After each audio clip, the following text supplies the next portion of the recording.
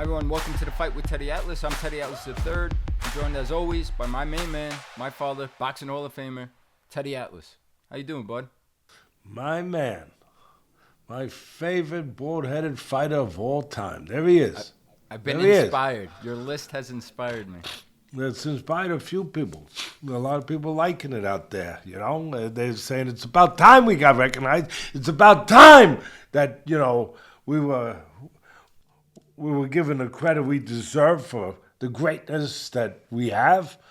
We're taking over the world, some of them were saying. They were sending texts and all those things that, you know, I know little about except I can read them. I can't send them.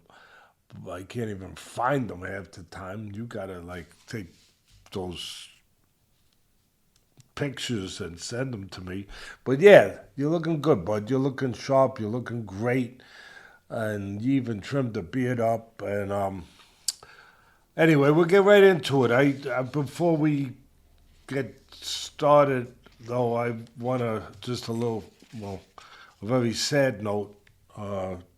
John Jones, UFC heavyweight champion, retired now, but his brother Arthur Jones, only 39 years old, passed away the other day, suddenly. So Pereira showed a lot of, obviously we're going to cover that, but some incredible fights on the UFC. But Pereira showed incredible class, you know, with asking for a moment of silence for John Jones's brother Arthur Jones. So I just want to make sure that we were thinking and sending our prayers and thoughts to John and his family for the loss, terrible loss. I mean, it's a terrible loss when you lose anybody, but 39 years old, it's tragic. So I just wanted to say that and send our prayers and thoughts out there. So we get started. You take it away, bud. You know, another football Sunday. You know, fast and furious. The collegiate football season has been going for about, I guess, 4 weeks now. Pro football's right there, right behind them. I tell you, the college football season, man, you get a lot of upsets. You get a lot of top-rated teams going up and down and sideways. And, you know, Penn State just lost another game, 2 in a row. Wow. But anyway, football, we're not doing football. We're doing boxing. So let's talk boxing. Even though it's Sunday, here we are. We'll go look at the games later. We'll go see that. Oh, Yankees. I have to throw that out there. New York Yankees. Come on, Yankees. You got destroyed yesterday, 10-1. Got to win today against Toronto. All right, bud. Go ahead. There's a lot of action going on. And, yeah, they need to bounce back today, the Yankees. Thoughts and prayers, as you said, with the Jones family. I thought Alex Pereira was going to call him out for a fight at heavyweight and all class, as you said. Instead, paying tribute and taking a moment of silence for the family. So, thoughts and prayers again with the Jones family. And let's get right into it, bud. What action, what a card. UFC 320.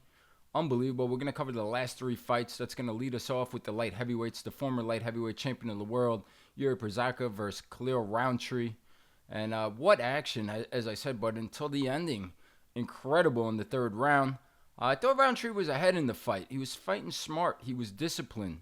Until the 3rd round, and he got dragged into the chaos of Yuri.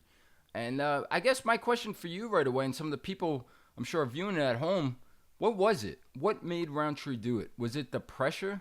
Was it his heart? Was it his pride? Or did he just get sucked into it and kind of went right into the propeller? But in the final round, I had him ahead. If he survives that round, he wins the fight. Instead, Yuri pulls it out of the fire. Unbelievable stoppage. Just want to get your thoughts. What'd you make of this great fight? Credit to both guys, to heart, to everything. Both guys, Rountree, my goodness. And I agree with you. He was winning technically, you know, he's the more technically superior, buttoned up guy, you know, trying to control the outside, countering Yuri as Yuri came in, which you can do. Yuri will come in, you know, that front door. He will obviously had come in a risky manner, not always a controlled. He's always looking to be aggressive. I always talk about the difference between being effectively aggressive, cautiously aggressive, and obviously recklessly aggressive. There's recklessness in what Yuri will do, but it's and he was getting that was.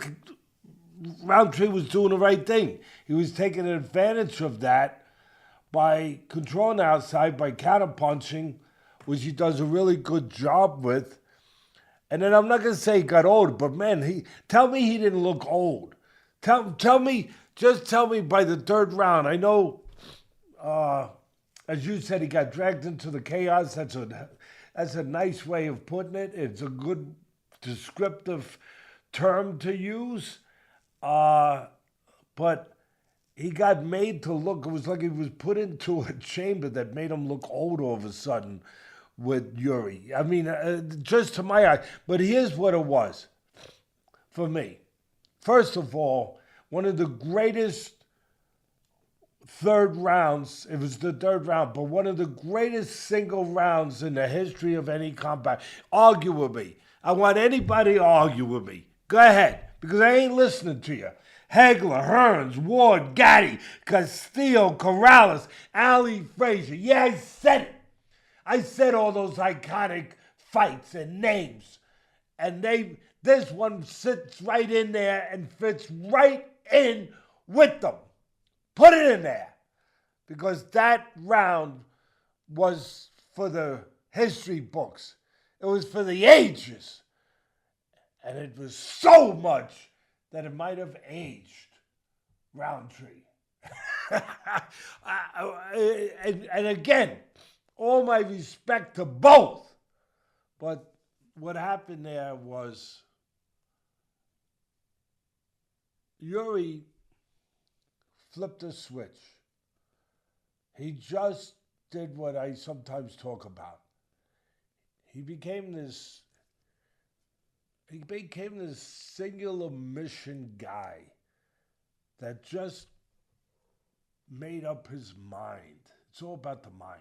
Yeah, the body has to follow, but the mind is the general. And the general just ordered the soldier to take the hill. Take the hill. Take the hill. Take the hill! Just keep going until there ain't nobody there. Will over skill.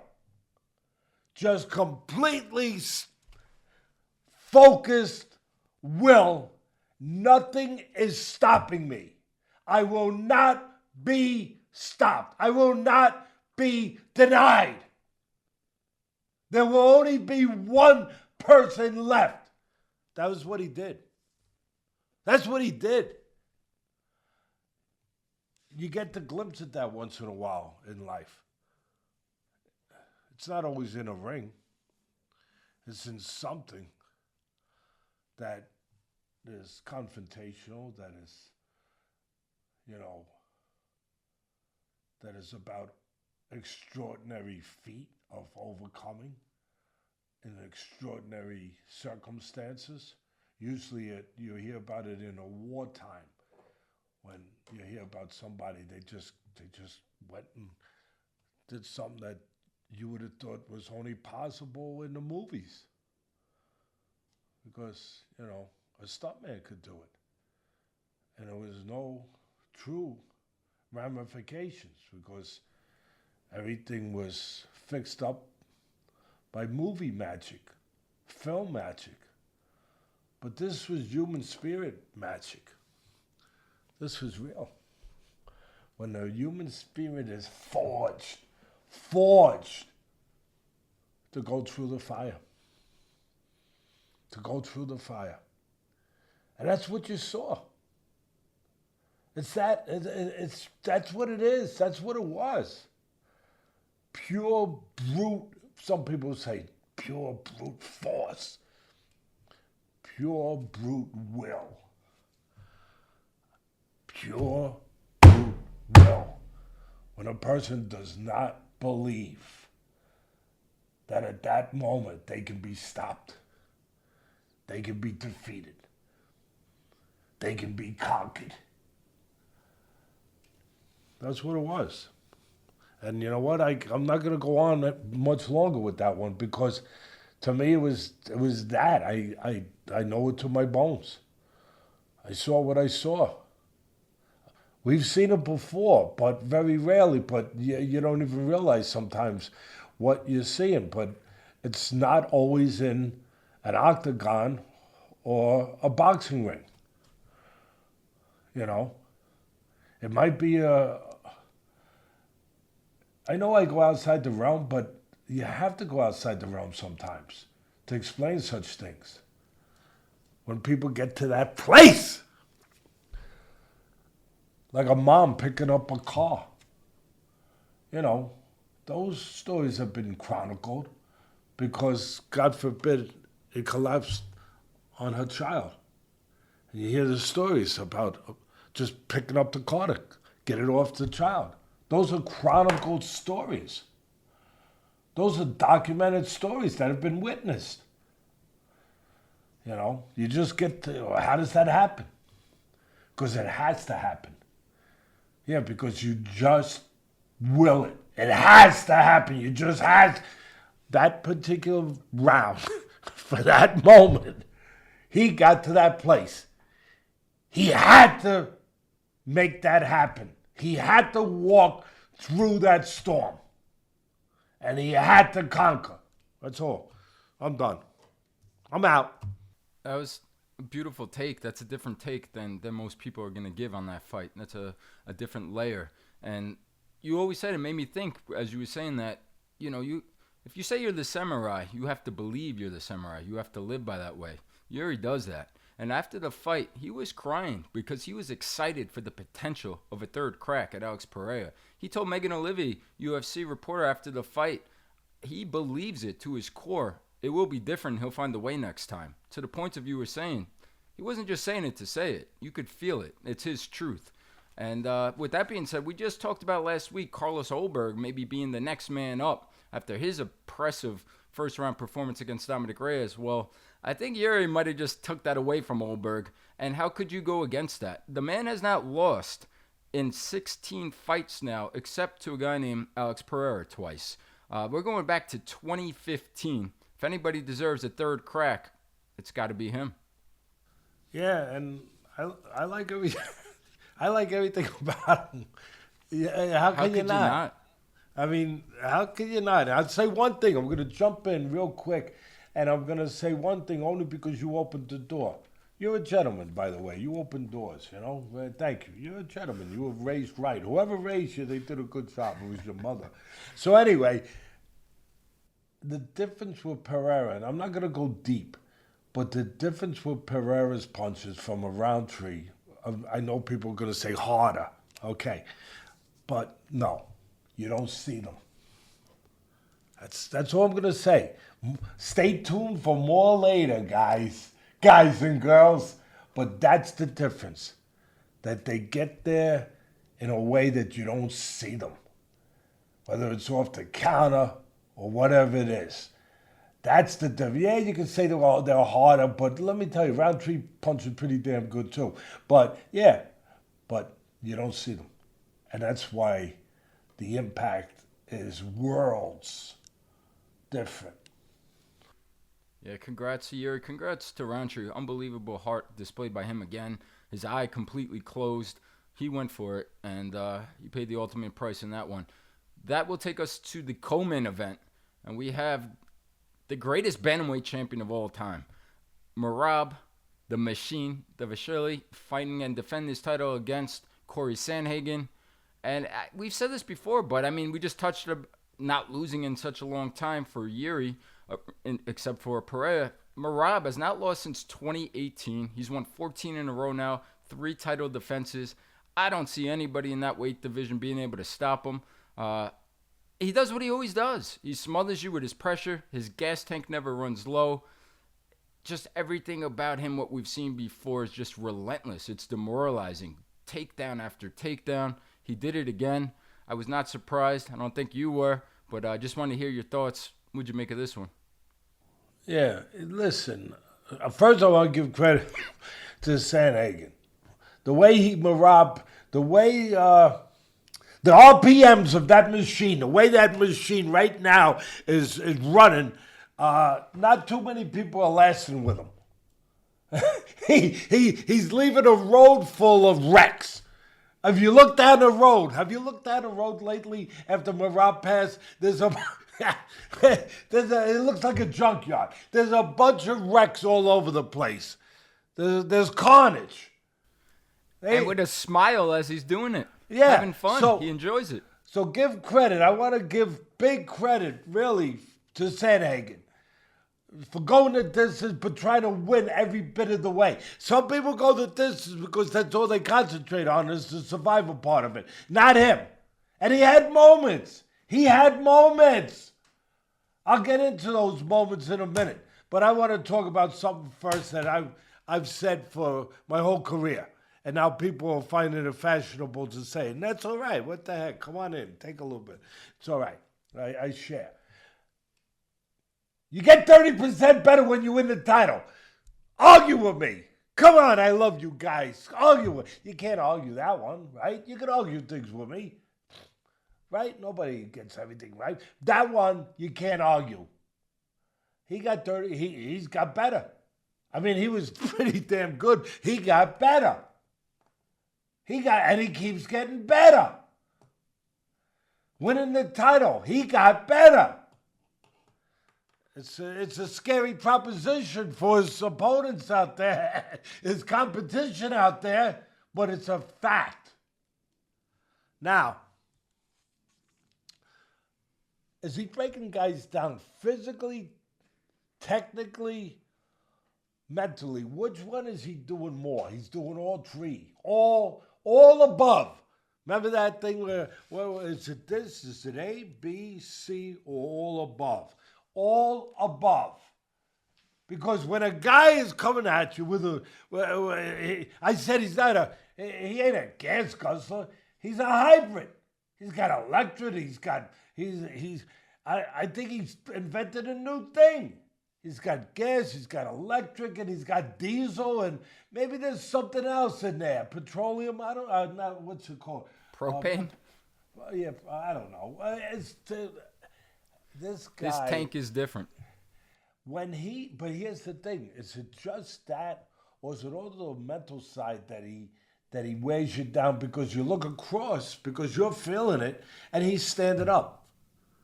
He's standing up. He ain't sitting. That's a choice. But is it a choice because he don't have to sit? Anyone could say that. Or is it a choice because he knows? He knows that people are looking.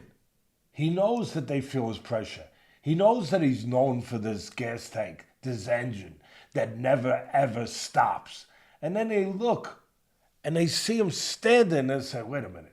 Can I get someone to test this guy? Like, can guys get someone to come in here right now and make sure he's got a real heart that's not like made out of, some kind of alloy? I mean, is he a Terminator? Or is he human? He's standing and he's smiling. You brought the point up. He's smiling, yeah. Hey, by the way, he's learning how to dance too. At the end, he did a dance. It was interesting. It was nice. You gotta like him too. How can you not like him? As good as he is, everything else. How can you not like him for a couple reasons in my book? He's humble. He's honest.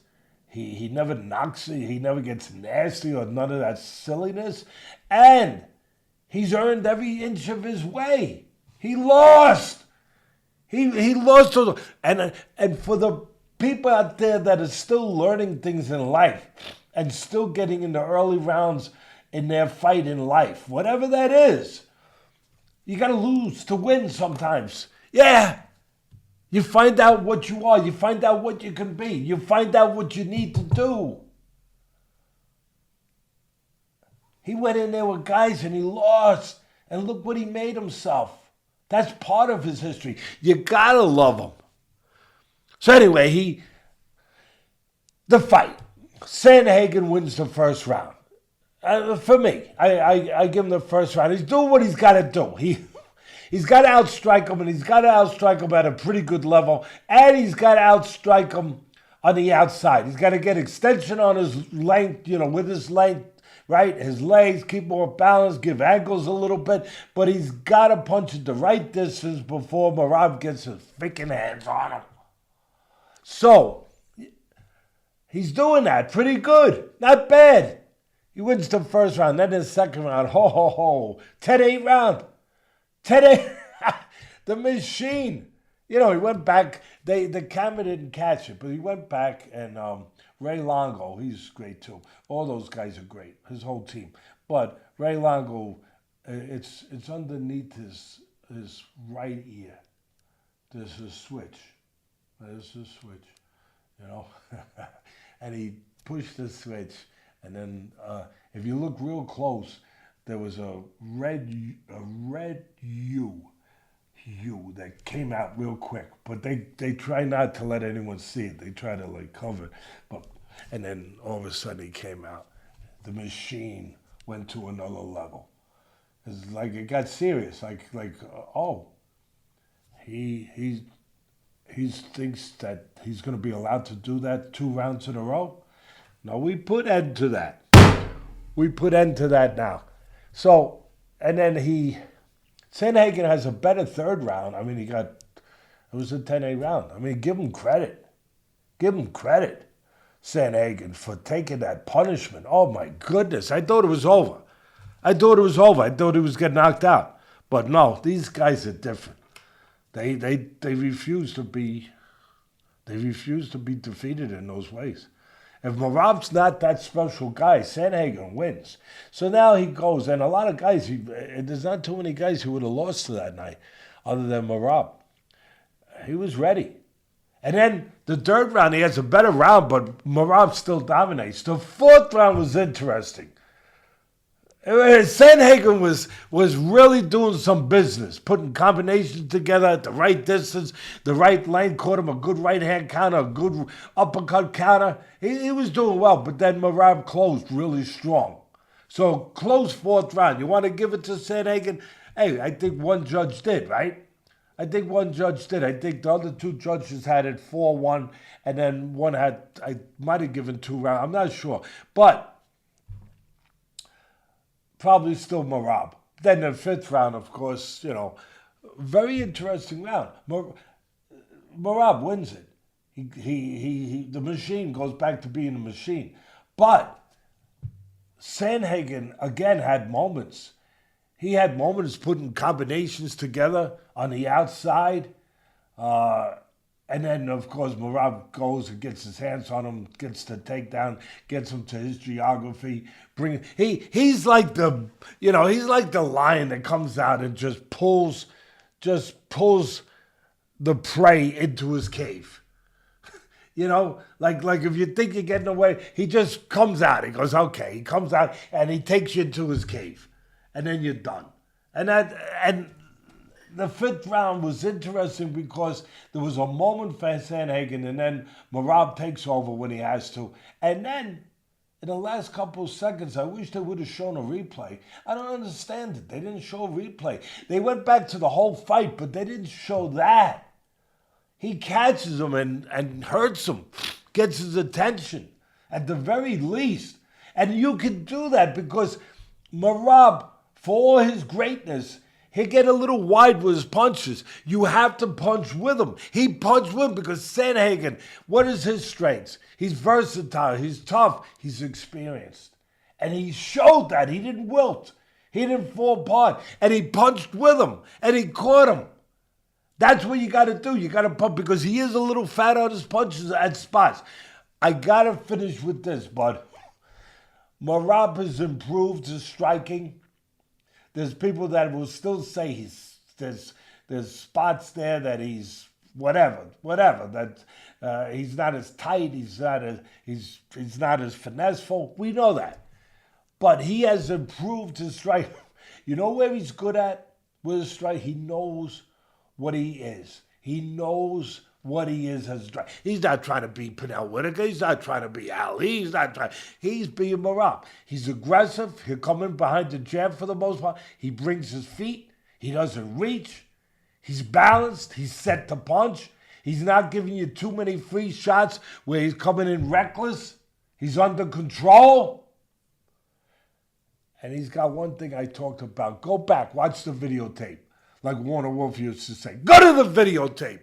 Go back and look last week. And yeah, I was wrong on the Pereira fight. I'm the first one to take responsibility.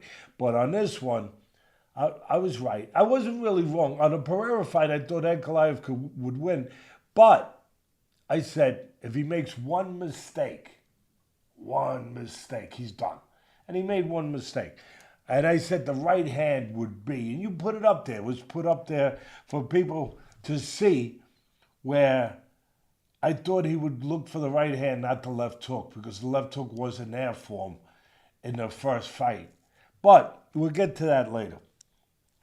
With Merab, the thing that he has gotten down pat with his striking, and what I was bringing out in the preview of it last week, is that his pressure, he knows what his pressure is going to do. It's going to get you to go back. So he brings his pressure, and then he has made himself into the kind of striker that fits into what that pressure does. He knows he's going to force you back on a straight line. And when you go back, he goes with you. His feet are there. He's balanced. He's not off stride. So he's set, and he goes with you with, though just regular punches. They're not fancy punches. They're not the array of punches that O'Malley would throw, but they are the right punches in that spot. He gets you to go straight back. He goes with you, pop, pop, pop, pop, pop, pop, and he nails you because he's got you on that track. He made you go where he wanted you to go for those punches to be effective. And that's what he did in the second round when he hurt him. That's the one thing he does with his striking. He's got that down to a science. I give him credit. And I give Ray Longo and all his people credit for understanding there. He ain't a fancy Dan. He's not going to be doing this. He ain't going to be doing this, and no shoulder rolls, Philly, shell, none of that. But he knows why he's doing that and why he should do that, because his pressure sets him up for those kind of punches. That's it. I'm done. I'm done with this guy. No, great performance by Merab. Great breakdown by you. And as you said, credit to Corey Sandhagen, credit to his team. Trevor Whitman, great trainer there, had the right game plan. And as you said, credit and congratulations to Ray Longo and Merab's team. I wish everybody could have a friend like Merab. I mean, what a best friend, right? He's going to the wedding today for Aljamain Sterling, who was there in his corner. And I also bring that up because we have a great community at the Ropes, and we were doing a live Q&A last night, and some of the people in the Ropes were saying, and I agree, what's next for Merab? Want to see him versus Volkanovski. And I think Aljamain might be in the way. We might not get that, but that's the one I'd love to see. And I'll just leave it with this, bud. You're right. With 30% making him better as a champion, Merab confirmed it and said it after the fight. He said, I'm only getting better. I'm still learning. And what a scary thought to believe that probably is true. Yeah, 100%, bud. And I'm glad you touched on it. I've made a note, and I'm glad you reminded me. Trevor Whitman, obviously the striking coach, used to be a professional boxing trainer years ago, and used to be on Friday Night Fights. And he was a young trainer, and I'm so happy he's done so well. He was given the right advice all night long in that corner. Sometimes even with the right advice, you're in there with a machine, it still ain't happening. But he gave him the right advice. There was one reason why he was getting hurt, especially early on, the way he did. And that was going straight back on that line that I just talked about. And you heard him clearly saying the right thing. You can't go straight back. There's a lot of things we can do. There might be some things you do wrong you get away with, but that's not one of them. Anyway. Oh, absolutely. And what's also with Merab fascinating and amazing for a champion is the activity. He said after the fight he wants to fight again in December. That'd be his 4th fight if it happens as a world champion in 2025. Incredible. So talk about staying active. We're going to get to the main event and those guys who've been staying active, especially Alex Pereira. But before we do, just want to take a quick pause. Thank today's sponsor, Athletic Greens. Athletic Greens introduces the new AG1 Next Gen. Now includes 5 clinically studied probiotic strains shown to support digestive and immune health with added vitamins and minerals. They've also now have new travel pack designs resulting in a much easier pour to improve the customer experience. So whether you guys are looking to boost your energy levels, support your immune system, or address gut health, Athletic Greens is the way to go. Simply visit athleticgreens.com/atlas to claim your special offer of 10 free travel packs with your first purchase. All right, there they are, Athletic Greens. And we are going to get right into the big one, the main event, UFC 320, the light heavyweight championship of the world, the rematch. Poatan Alex Pereira does it again, gets back his titles, and once again, versus Magomed Ankalaev. And wow. Unbelievable fight. From the get-go, we talk about the mental side, and we talk about the stare down and the walk of Pereira. You felt it, and he wasn't messing around. He said he wasn't right the first time. You got to believe him this time after that.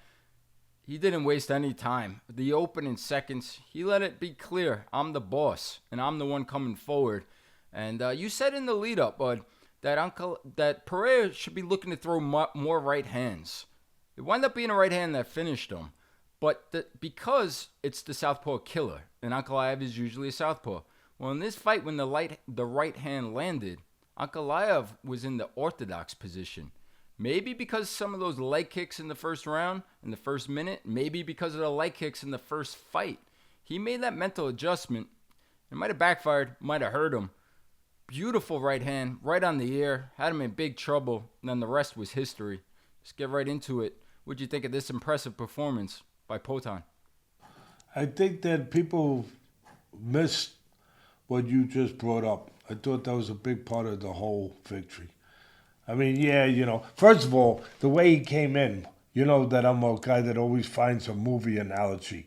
Are you ready? The way he was walking in with the leg stiff and with this, like a limp.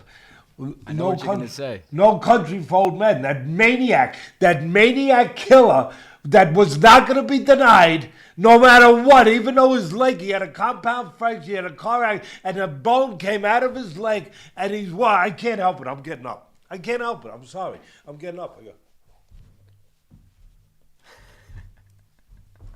When I saw that, I was like, oh, man, this guy might have a problem tonight. There might be a problem. Houston might have a problem. There may be a problem, Houston. Yeah, he was locked in, but I think people did miss that a big part of the fast victory, and it was fast, and of course unexpected, was that the strategy that won the fight for him the first time, fighting in his natural stance, he being Ankalaev, in his natural stance of southpaw, he threw it out the window immediately. Now, last time he got his leg hurt pretty bad, but he survived it. First 2 rounds, that leg was getting chewed up from leg kicks. We know Pereira, forget about his punching ability, his leg kicking is second to none. To the lower part of the extremities and then, of course, to the head. He's a professional world champion kickboxer. I mean, of course he's good there. That is one of his great, great strengths. And he's tall, he's wiry, and I always say, those tall guys, they get leverage in their punches. He's huge. That's another thing. Tell me you don't notice that. He is huge. This is a guy who moved up in weight. I mean, when I look at him, I'm like, wow, he's just huge. And imagine how big he looks when he comes walking out with that limp. Oh, he must look like gargantuan. So he throws out he changes his whole strategy. what won the first fight, he becomes an orthodox fighter in the first round because of a couple leg kicks. Now, like I said, I get it. I'm not minimizing a couple leg kicks that you get hit with your leg. I get it. But he tolerated 2 rounds, and then he made an adjustment, and he, controlled range better. He got out of range. He got off of that lane that was, allowing Pereira to catch him consistently with the leg kicks. But this one, bang, right away. And I think it was the memory. You made a good point, bud. I think it was the memory of the first fight that he was like, oh, okay. And maybe in camp, maybe they talked about it. But okay, I'm not gonna give my lead right leg. I'm gonna switch it to the lead left leg. I'm gonna go orthodox. But he did it right away. He gave up an important. It turned out to me, and again, nobody really talked about this. That was the turning point of the fight and the ending point of the fight. Because after that, what do I always say? First of all, I did say in a preview last week, even though I thought Ankalaev with constant, deliberate aggression without making mistakes could win the fight, but it was a dangerous fight.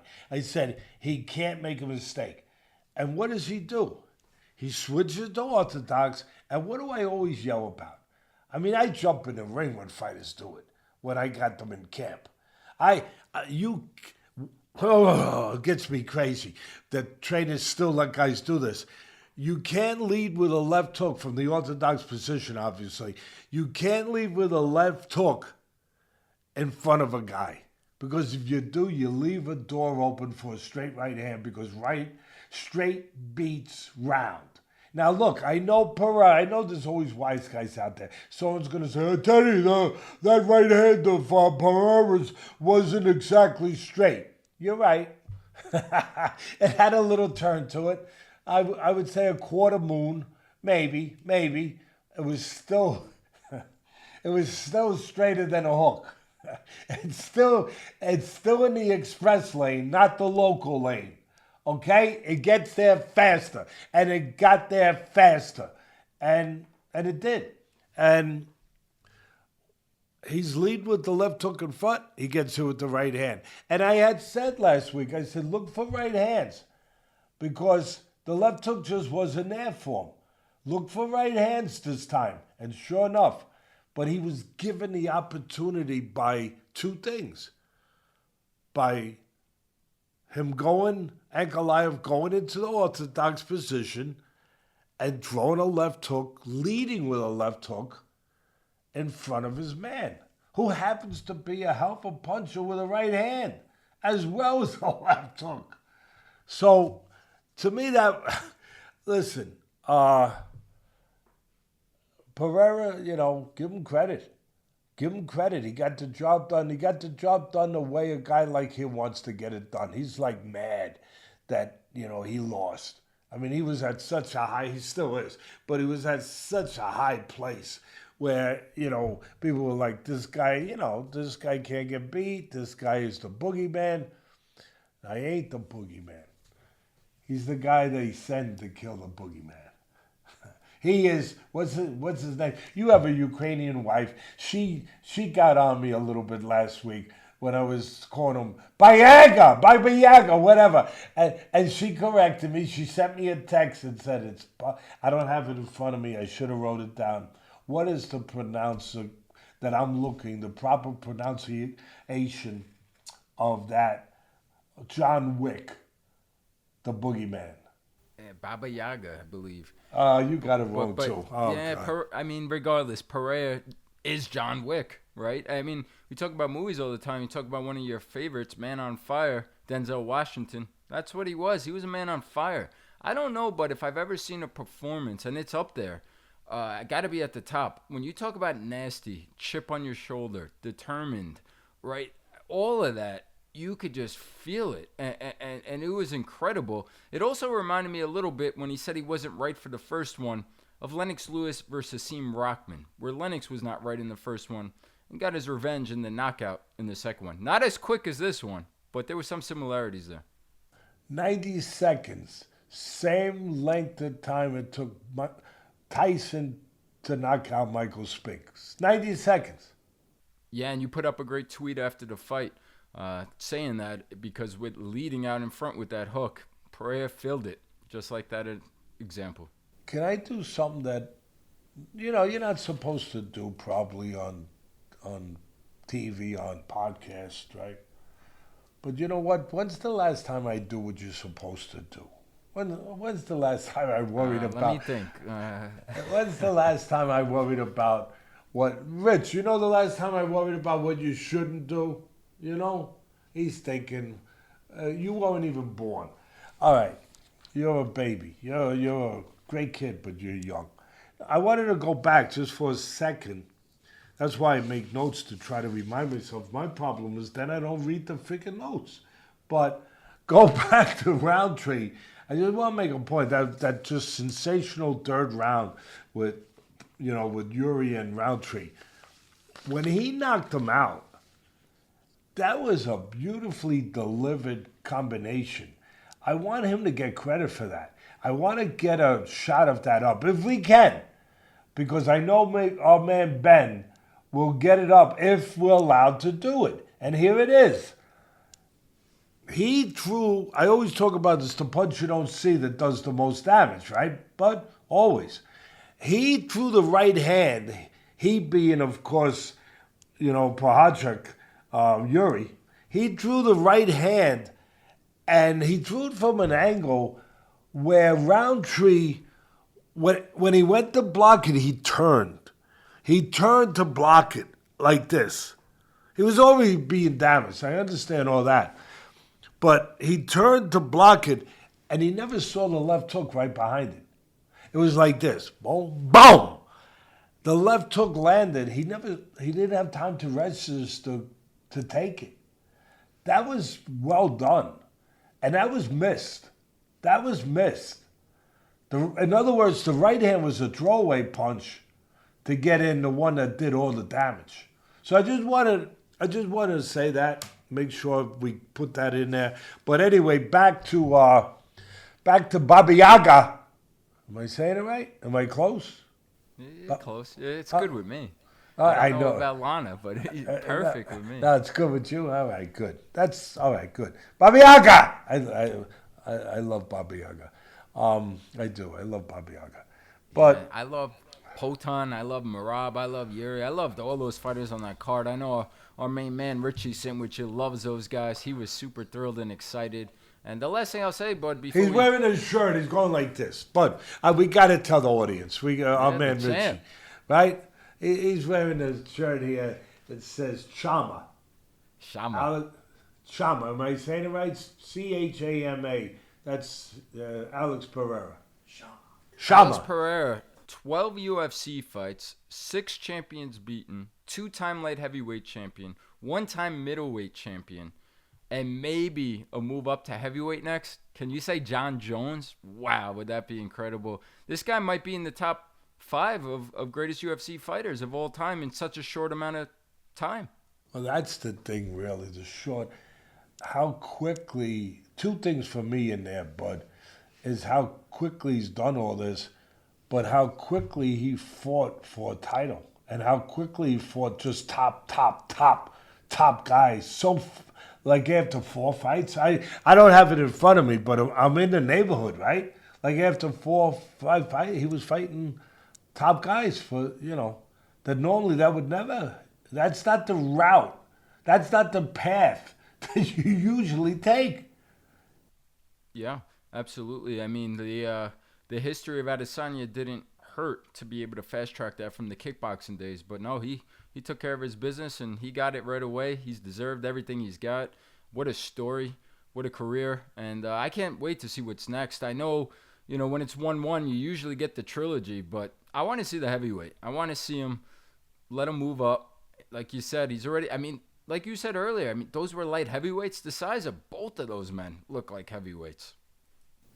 Yeah, do you think if it's not John Jones coming back, the GOAT, would it be, I'm blanking on his name. Aspinall. Aspinall, if he gets past, he's got to get past Gane. Cyril Gane, yep. Yeah. If he gets past Gane, then yeah, that would be pretty darn interesting. Aspinall versus Pereira. Wow. Yeah. Yeah, any of those fights that he's involved in, sign me up. It was a great card, great night of fights for the UFC 320 there. Great breakdowns by you. I hope everybody enjoyed that. We're going to keep it moving. We're going to switch gears and do something a little new here we haven't done. Our ropes community was just asking on the Q&A, hey, when you guys going to do some BKFC? It was a big one last night, right in your backyard there, not far away from Sandhagen in Newark, Prudential Center. Our main man we touched on earlier, Richie, he was there watching the fights live. I think they got 15,000 in attendance. It's growing. That sport's growing. Yeah, they're growing. And doesn't hurt when you get Conor McGregor, one of the greatest promoters ever, on board as a co-owner now. And this was Mike Platinum Perry versus Jeremy Stephens, both former UFC warriors. And I've only saw clips of this, but I didn't get to watch the full thing. But the clip said enough, right? Mike Perry is built for this. He talks about he loves to fight and doing damage and breaking guys down. It appeared to be exactly what he did again. 5th round stoppage. Mike Platinum Perry, bare-knuckle champ. What'd you make of this one? I love that guy. How can you not love him? It's just, there's no pretense. There's nothing phony about him. There's nothing. I mean, he's just him. You might not like him sometimes with him, but you gotta give him credit that he doesn't try to be anything other than what he is. He doesn't pretend to be anything more than a tough, straightforward guy he's gonna tell you what he thinks, and he's gonna, when he gets in that, whether it's the ring now or was the octagon before, he's gonna come forward. You know where he's coming from. You know where he's coming from in life as far as a person, how he approaches things. He's going to tell you what he feels, and you know where he's coming from as a fighter. He's coming in the front door, and he's going to kick that door down, unless you got freaking bolted with steel bolts or something. You can hit him. He's not hard to hit, but it doesn't matter. He's got that will. He's willing to pay that price. He's experienced. He's made for bare knuckle. He really is made for the sport. He is the perfect guy to head it up. Really, and Conor McGregor, of course, the perfect person to promote it and to head it up in that way from a business standpoint and getting it out there. But really, Perry is perfect. But I got to give him a little more credit for this one. Because this one, the little bit I saw, I saw parts of it. He did some really good. I mean, it wasn't just a matter of just being that caveman who was just coming there and clubbing you into unconsciousness. I saw him deliver accurate punches, well-placed punches to the body. When it was time to throw it to the head, he chose the right one, uppercut, perfectly timed. He was in position. His legs were there under him to deliver the punches. I mean, I was impressed with that. Stephens is tough too. All these guys are tough. That's a prerequisite. I mean, come on. But one guy is better technically and a little more advanced and sophisticated that way. I never thought I'd use the word sophisticated with Perry, but I love the guy, and he showed that separated him greatly. Where it was just a one-sided fight because he was more precise. He was placing his punches, thinking it through in a way where the punches should go, where it made sense to go. Aim those punches to the right places. Yeah, he's made for this. He really is. He's tough, he's durable, he's rugged, he's got experience. And just like Conor McGregor, he has the right persona. He's got the right personality for this, for this very tough, at times brutal sport. He's got the perfect personality. At the end, he grabbed the Conor McGregor line and he said, I want to take the chance to apologize to absolutely nobody. You know, listen, he's perfect for it. The sport has, it has attached itself to the right guy to move it forward with him and Conor. What else can I say? There's nothing else to say about it. No, you said it all. Couldn't agree more. He is the perfect ambassador for the bare-knuckle fighting championship. And we are going to keep it moving. That's all the action that we're going to recap for this past weekend. But we do have some fights coming up next week in the boxing world. We're going to touch on them very quickly. The first one being the hometown kid, Ennis, fighting out of Philadelphia, Pennsylvania. This is going to be his debut. He's moving on up to 154 pounds. Obviously, the former champion at 147. And I'm not familiar with this guy, bud, and I'm going to get familiar here in a second from you. He's fighting against UFC Lima, who fights out of Portugal via Angola. Now, Lima has fought in 6 different countries, but he's never fought in the United States, making his pro debut here in the States. What can we expect in this one? Ennis comes in as a tremendous favorite. Can Lima shock the world? Lima's tough. He's a tough, rugged guy, and let's remember now. Let's look at it all. Ennis, there's no doubt. Ennis is the more advanced fighter. He's the better fighter. He's more talented. He's technically superior, much more polished. He's definitely got, he's got more in his arsenal and his repertoire of choices of how to go about the sweet science. He's tall. He's long. He can control the outside in this fight. Lima, to have success, Lima has to get close. He's a pretty good inside fighter. He puts punches together pretty well. He's physically strong. He's, like I said, he's tough. He's shown a good chin. I've seen him get hurt a little bit, but that was in his toughest fight that he's had so far. But He's shown durability. He's shown, a resolve. He doesn't have a chance on the outside. He's going to have to get in close. Here's the problem. Ennis will be able to have his choice. Being with the length that he has and the skill set that he has with the jab, he'll be able to try to keep Lima on the outside, make him pay a price to get close. I think he's going to have opportunities to catch Lima and maybe hurt him on the way in.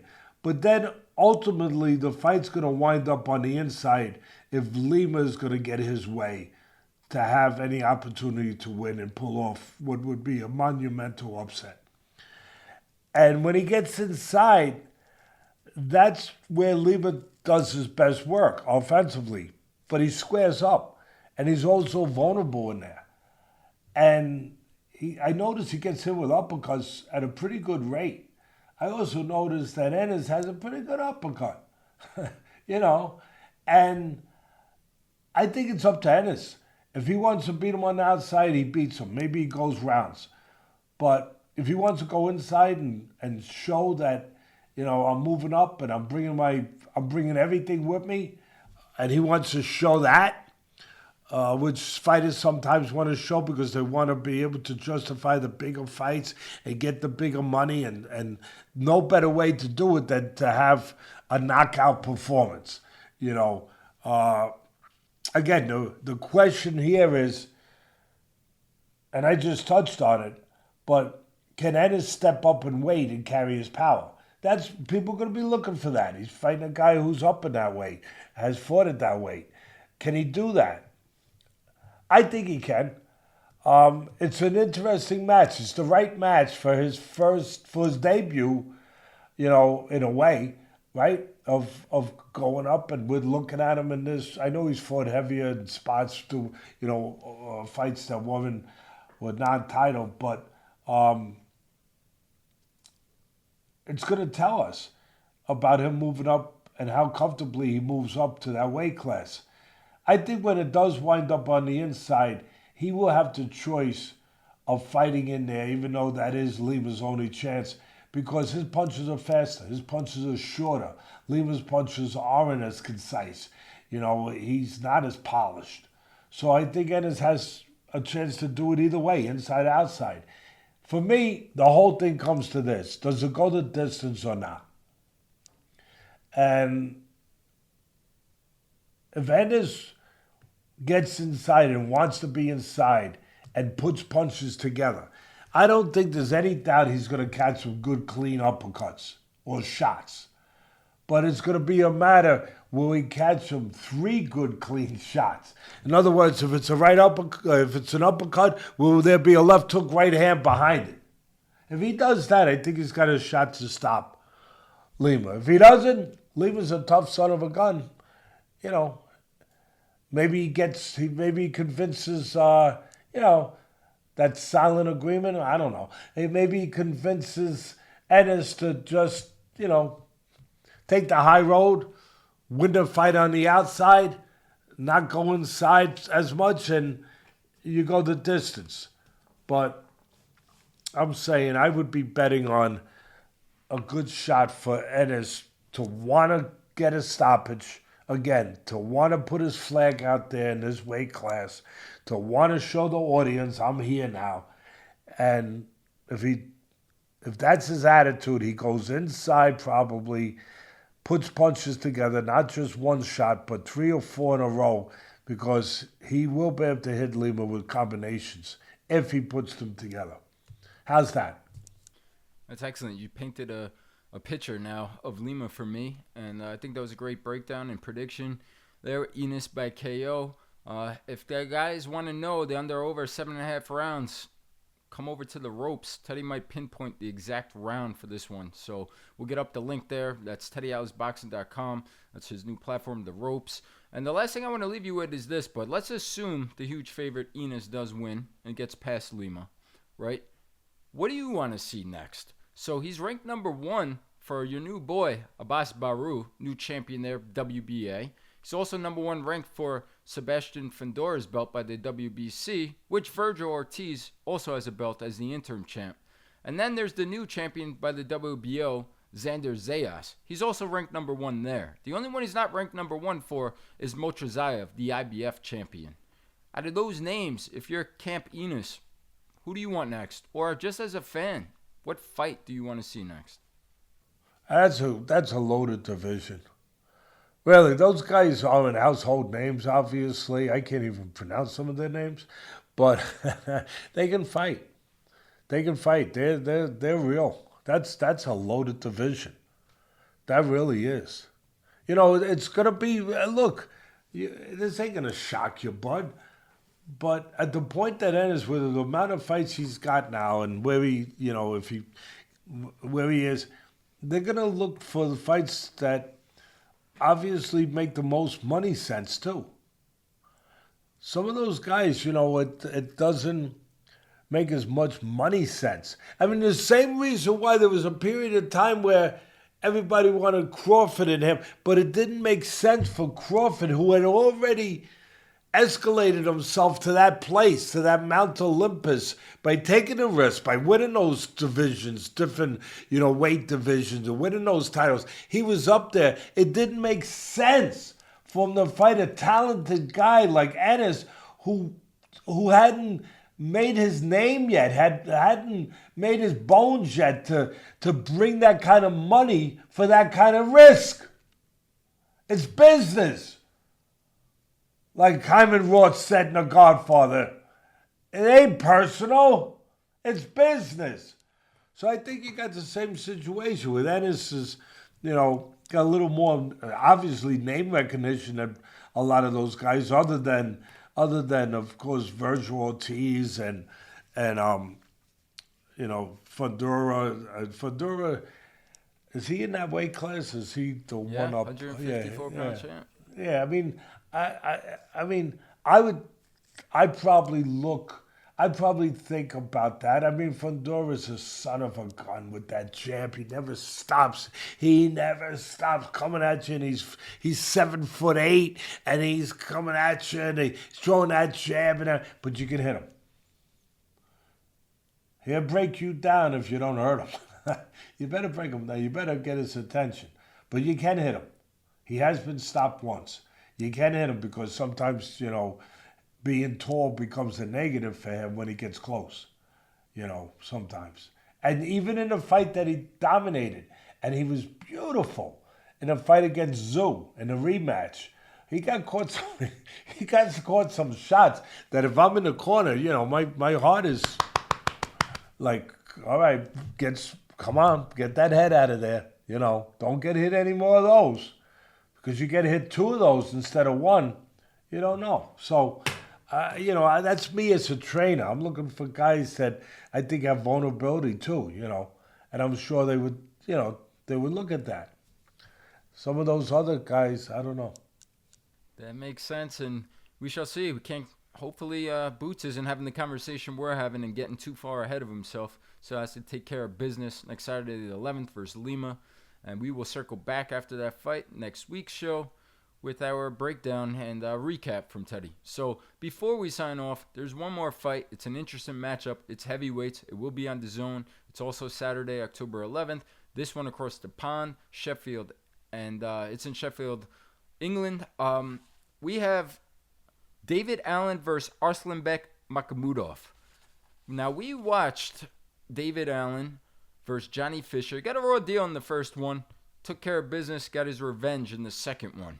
And he's trending up in his career. He's been a journeyman, can I say, for his career now. Quite some time. He does have 24 wins with 7 losses, 2 draws.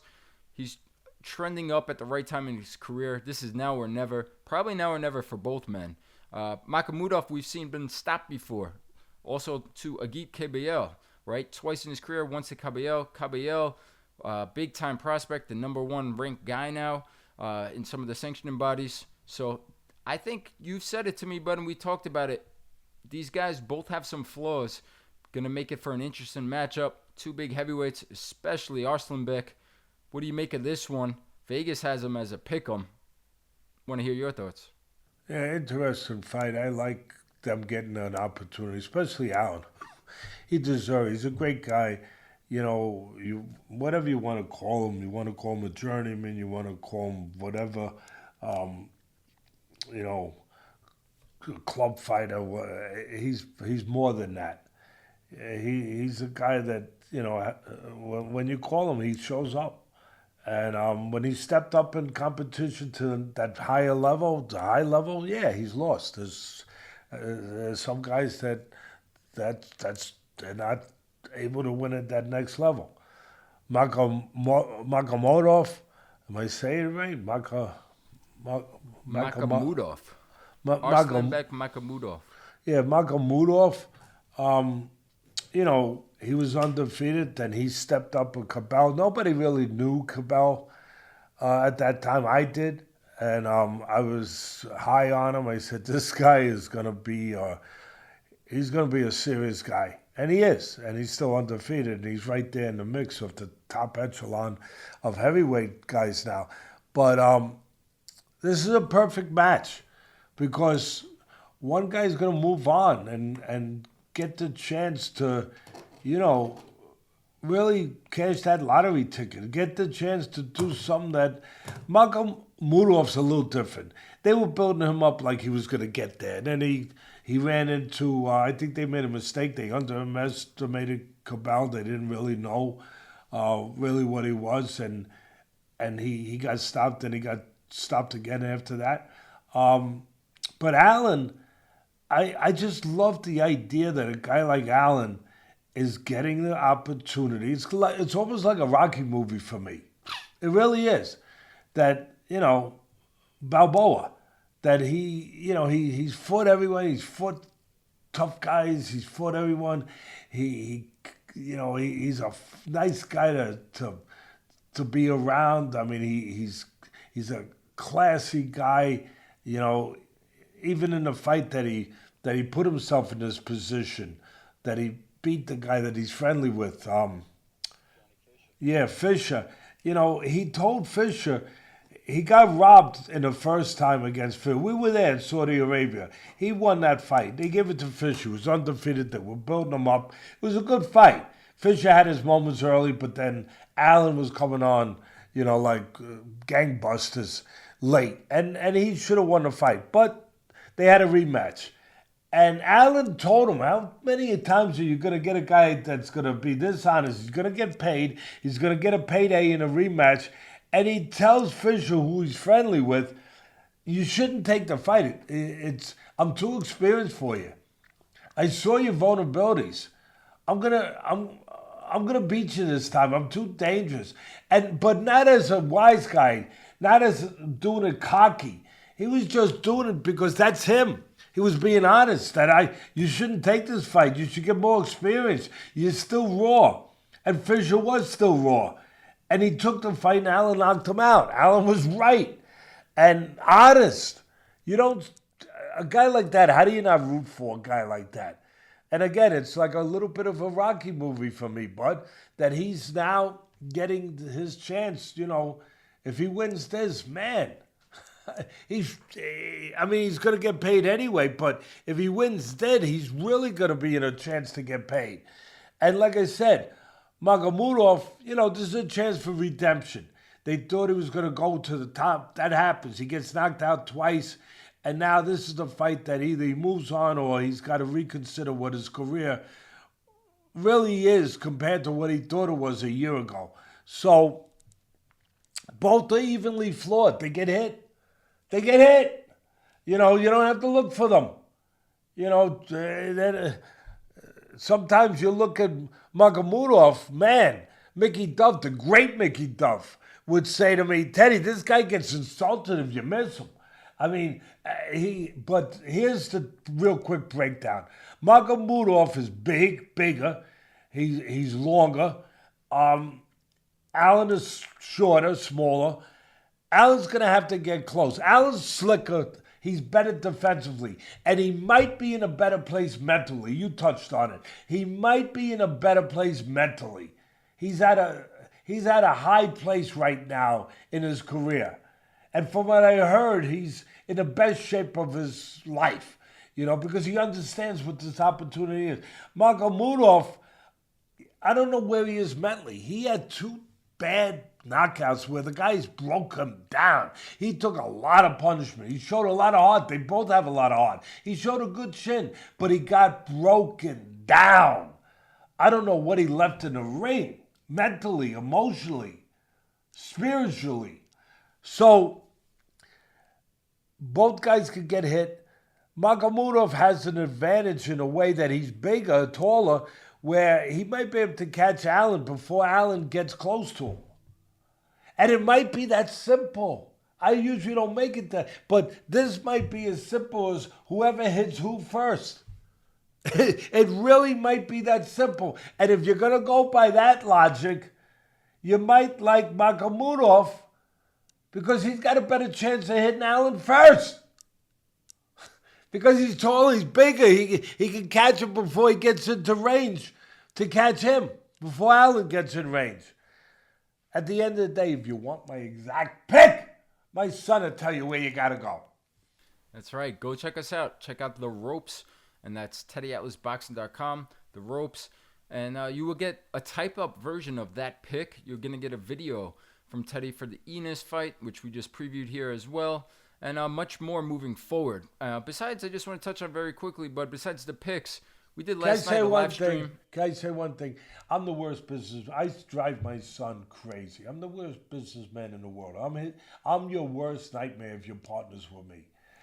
But I'm giving you the whole thing. I'm giving you the whole enchilada. Because I want to give you as much as I can, even if you don't come over. But come over. Come over. We'll give you a little more, and my son will be happy. And he has built a hell of a thing over there where you do get a lot of access to things that I think are pretty good. No, that led in perfectly to what I was about to say, Bud, it's so much more than picks. Last night we did the live stream Q&A. Teddy was on there live, members only on Zoom, directly answering questions, hung out for the UFC fights a little bit as well on the undercard. And there's Teddy's tips, a new one coming tomorrow, right? Each Monday, you're going to get tutorials from Teddy. You're also going to get Fight Companions live streams, October 25th. Fabio Wardley and Parker. It's a good one. That's across the pond there. There's so much more. There's Teddy training. There's Teddy doing evals. Take a look. We'll put the link again, but that's the ropes, TeddyAtlasBoxing.com. And with that being said, Bud, before we sign off and I get to watch some football here, I just want to give you the floor. Any final words to close it up? Go Yankees. Let's go Yankees. Let's go Yankees, baby. And God bless everybody out there. Thanks for being with us. Please like, comment, subscribe. We'll see you guys again next week.